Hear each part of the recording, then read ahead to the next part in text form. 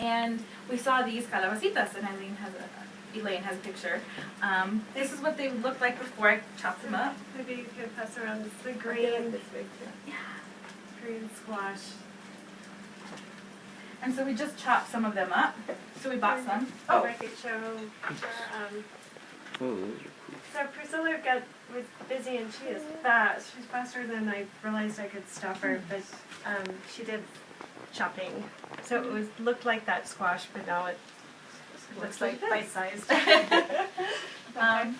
So we were at the farmer's market. We saw these really cute. I mean, aren't those cute? They're just little. They're like little baby squash.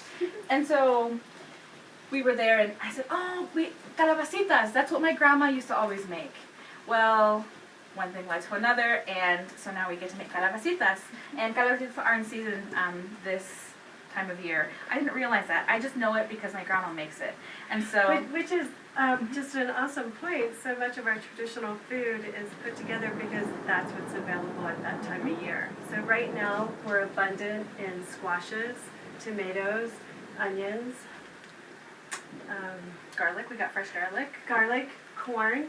Mm-hmm. And a lot of these, especially like tomatoes and corn, is a pretty short season when it's all available. And so this dish is actually using it. It's, from what I know about it, it's sort of what you did when you just had, oh my gosh, we have way too many tomatoes, way too much squash, the corn is going crazy.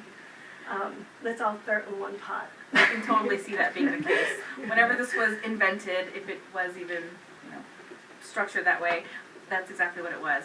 But it's come to be one of my favorites, and so I called my grandma because I miss the food now that I'm not at home. She's in Texas.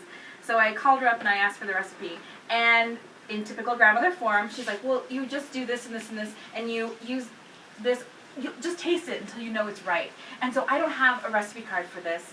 I know what it's supposed to taste like, and so I'm going to guesstimate what it looks like. Now that my grandmother's getting older, I want to keep some of these recipes, and so every time she comes to visit me and spends an extended amount of time with me, I have her make something for me and I write it down. And so before she throws in a handful of salt, I measure it. Before she throws in some water with a random glass, I measure that now. And so now I'm starting to accrue recipes of the foods that she makes, and so I get to keep that for myself, which is really fun. So we're making calabacitas today. The first thing I did was chopped up. So here are the onions that made me so joyfully happy when you all came in. And we also have about 2 tomatoes that we cut up. Aren't they pretty? Look at that color. Mm-hmm. So beautiful and bright. And the calabacitas, the squash, mini squash that we cut up. We are cooking some corn pretty quickly just to make it a little bit soft.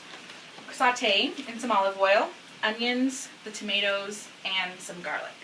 So that's what we're going to do now. Any questions?